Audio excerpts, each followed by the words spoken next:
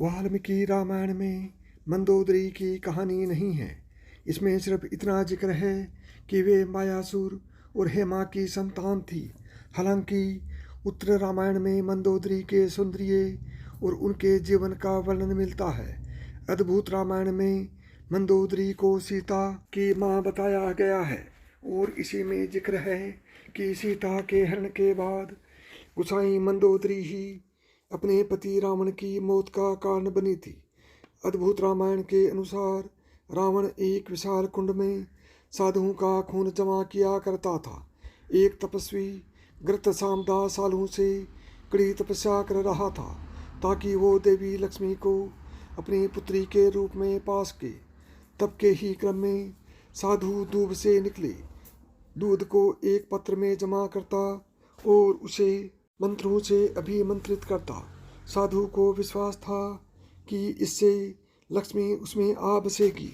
रावण ने साधु के दूध वाले पात्र को अपने खून वाले कुंड में मिला दिया। मंदोदरी को ये पता चलने पर उसे गुस्सा आ गया और उसने तय किया कि वो खून से भरे उसी पात्र में डूब कर जान दे देगी।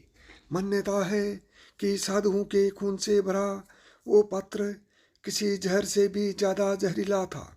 मंदोदरी खुदकुशी के इरादे से कुंड में कूदी, लेकिन मरने की बजाय वो गर्भवती हो गई।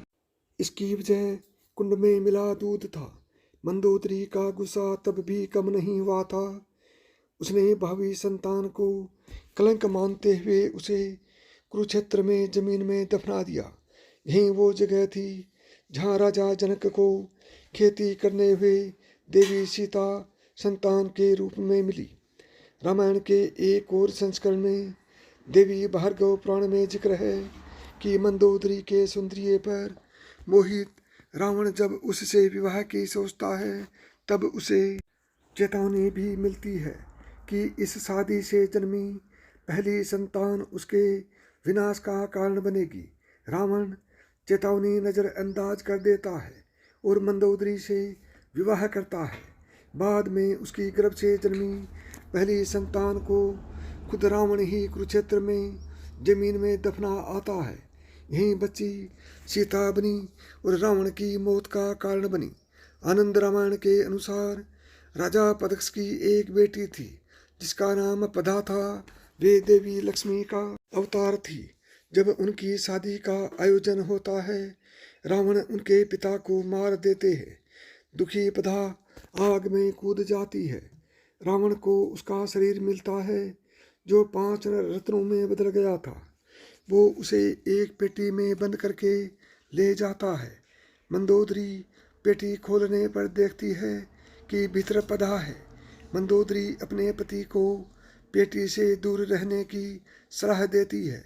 उधर पेटी में बंद पदा रावण को साप देती है कि वो दोबारा लंका लौटेगी और उसकी मृत्यु का कारण बनेगी। डरा हुआ रावण पेटी को जनक की नगरी में गाड़ आता है। वहीं राजा जनक का पदा सीता के रूप में मिलती है। एक और कहानी में जिक्र मिलता है कि एक बार रावण, कुंभकर्ण और विभीषण तीनों ने भगवान ब्रह्मा को खुश करने के लिए कड़ी तपस्या की। ब्रह्मा ने वरदान मांगने को कहा तो रावण ने उनसे अमर होने का वरदान मांगा। ब्रह्मा ने इस पर असमर्थता जताते हुए वरदान दिया कि रावण को सिर्फ एक खास तीर से मारा जा सकेगा। वो तीर भी ब्रह्मा ने खुद रावण को सौंप दिया। प्रसन्न रावण ने तीर अपने सिंहासन के पीछे छिपा दिया और केवल मंदोदरी को ये बात बताई। युद्ध के दौरान विभीषण ने श्री राम को ये तो बता दिया कि रावण की मृत्यु उसकी नाभि में तीर मारने से होगी, लेकिन वो तीर कहाँ है इस बारे में उन्हें कुछ पता नहीं था। यही पता करने के लिए हनुमान जी ज्योतिष का रूप धारण कर लंका पहुँचे और मंदोदरी से मिले। ज्योतिष के असल रूप और मकसद से अनजान मंदोदरी के मुँह से गलती से तीर का राज निकल गया।